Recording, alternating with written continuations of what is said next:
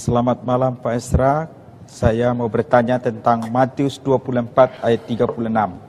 Apakah dari ayat ini menyimpulkan Tuhan Yesus sendiri tidak tahu tentang kapan hari kiamat? Yesus tidak tahu hari kiamat. Kalau Yesus mengatakan demikian, itu harus dipahami bahwa dia mengatakan dalam kapasitasnya sebagai manusia. Karena kita tahu bahwa Yesus itu adalah Tuhan sekaligus manusia.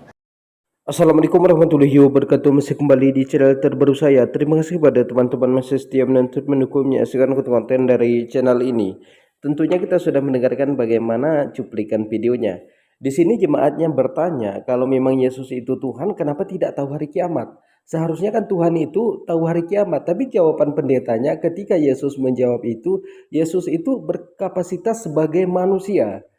Kalau kita menjawab penjelasan dari pendeta Esra Soru ini, kapan Yesus itu berkapasitas sebagai Tuhan? Jadi kepada teman-teman jangan kemana-mana dulu, silahkan tonton sampai selesai agar kita tidak gagal paham. Tapi sebelum kita lanjutkan, silahkan tekan tombol subscribe-nya, bunyikan tanda loncengnya, dan silahkan dibagikan videonya. Selamat menyaksikan. Selamat malam Pak Esra, saya mau bertanya tentang Matius 24 ayat 36. Apakah dari ayat ini menyimpulkan Tuhan Yesus sendiri tidak tahu tentang kapan hari kiamat? Kalau hanya Bapa yang tahu, maka seharusnya Tuhan Yesus juga tahu, karena mereka adalah satu. Yesus tidak tahu hari kiamat. Kalau Yesus mengatakan demikian, itu harus dipahami bahwa dia mengatakan dalam kapasitasnya sebagai manusia. Karena kita tahu bahwa Yesus itu adalah Tuhan sekaligus manusia. Dia Allah sekaligus manusia karena aslinya dia itu Allah. Lalu waktu Natal dia datang menjadi manusia, tidak kehilangan kealahannya, tidak kehilangan ketuhanannya, sifat-sifat Allah tidak hilang. Tapi dia mengesampingkannya sehingga dia mengenakan kemanusiaan yang terbatas. Sebagai Allah dia tidak terbatas, tapi sebagai manusia dia terbatas. Nah, sama seperti sebagai Allah dia tidak dicipta, tapi sebagai manusia dia punya permulaan, yaitu pada waktu dia dilahirkan. Jadi memang Yesus itu pribadi yang unik. Pribadi yang unik karena dia itu adalah satu pribadi, tetapi satu pribadi itu mempunyai dua hakikat, Allah dan manusia. Karena itulah maka kadang-kadang kita bisa melihat di dalam kitab suci, dia berbicara atau bertindak atau bersikap atau diperlakukan sebagai Allah. Tapi kadang-kadang dia berbicara, bertindak, mengalami sesuatu atau berbuat sesuatu seperti dia dan menunjukkan dia betul-betul manusia. Kita tahan sejenak. Jadi dari penjelasan pendeta Esra Soru ini, kenapa Yesus itu tidak tahu hari kiamat? Karena dia itu berkapasitas sebagai manusia. Kalau kita bertanya lagi kepada pendeta Esra Soru ini, lalu kapan Yesus itu berkapasitas sebagai Tuhan? Karena kan pendeta Esra Soru mengatakan Yesus ini 100% Tuhan dan 100% manusia. Tuhan yang menjelma sebagai manusia. Meskipun dia menjelma sebagai manusia, dia tidak menghilangkan sifat ketuhanannya. Di sini kapan Yesus itu berkapasitas sebagai manusia? Jadi mereka itu mengatakan Yesus itu anak Tuhan yang menjelma sebagai manusia untuk menebus dosa manusia dengan cara tergantungnya di atas kayu salib. Sedangkan Yesus sendiri tidak pernah mengatakan kalau dia itu penebus dosa manusia. Ini kan perkataan dari Paulus, bukan perkataan Yesus. Karena Paulus mengatakan dengan tergantungnya Yesus di kayu salib, dia itu penebus dosa manusia, dijadikan juru selamat, kemudian menghilangkan hukum Taurat, kemudian menghilangkan kutukan. Sedangkan Yesus sendiri mengatakan, aku bukan untuk meniadakan hukum Taurat, tapi aku melengkapi hukum Taurat itu. Ini kan dua yang bertentangan antara perkataan Yesus dan Paulus. Kita lanjutkan. Misalnya dia lapar, haus, dan lain sebagainya, kita tidak boleh simpulkan bahwa dia bukan Allah. Karena itu menunjukkan kemanusiaannya. Tapi pada waktu dia bilang sebelum Abraham jadi aku telah ada, ya dia bilang ya Bapa permuliakanlah aku dan kemuliaan yang kumiliki di hadiratmu sebelum dunia ada. Berarti dia sudah lebih tua dari dunia. Dia sudah lebih tua dari Abraham. Hai anakku, dosamu sudah diampuni. Anak manusia adalah Tuhan atas hari Sabat. Kata-kata seperti itu hanya bisa keluar dari Allah dan bukan manusia.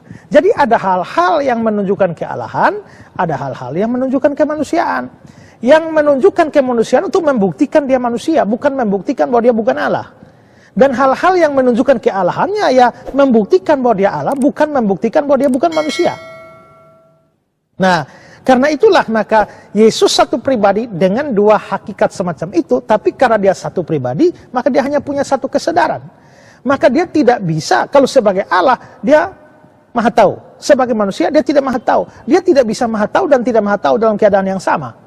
Tidak.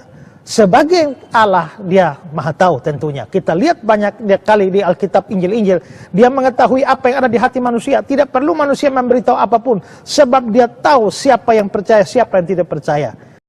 Kalau kita bertanya kepada pendeta Esra Soru ini, kenapa ada kata Tuhan di dalam Alkitab bahwa Yesus itu disebutkan Tuhan pada tahun 1600, itu kata Tuhan di dalam Alkitab itu belum ada, yang ada kata Tuhan. Tapi mereka ubah ini, mereka sulap menjadi kata Tuhan. Dan kata Yesus itu pada tahun berapa ada di dalam Alkitab? Dan kata Tuhan itu pada tahun berapa ada di dalam Alkitab? Mana pengakuan Yesus kalau dia itu memang betul-betul Tuhan? Yesus itu hanya mengakui dirinya sebagai utusan. Aku hanya diutus kepada domba-domba yang tersesat dari kaum Bani Israel.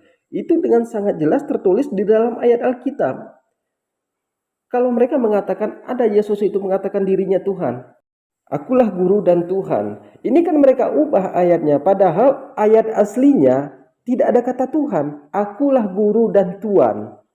Katamu itu tepat sekali, tapi mereka ubah. Akulah guru dan Tuhan. Katamu itu tepat sekali. Jadi mereka ubah ayat ini dari Tuhan menjadi Tuhan. Kemudian di tahun 2023 terjadi perubahan besar-besaran pada Alkitab. Lembaga Alkitab Indonesia mengumumkan atau seluruh gereja di Indonesia ini harus membeli Alkitab itu, tidak boleh tidak. Itu terjadi perubahan besar-besaran. Di media sosial banyak itu pengumuman dari Lembaga Alkitab Indonesia. Pada tahun 1969 ini pernah diprotes karena ada kata Tuhan di dalam Alkitab ini. Yang semulanya kata Tuhan kemudian mereka ubah menjadi kata Tuhan. Ini di Amerika pada tahun 1969 pernah terjadi protes besar-besaran. Jadi kepada teman-teman mungkin cukup sekian. Assalamualaikum warahmatullahi wabarakatuh.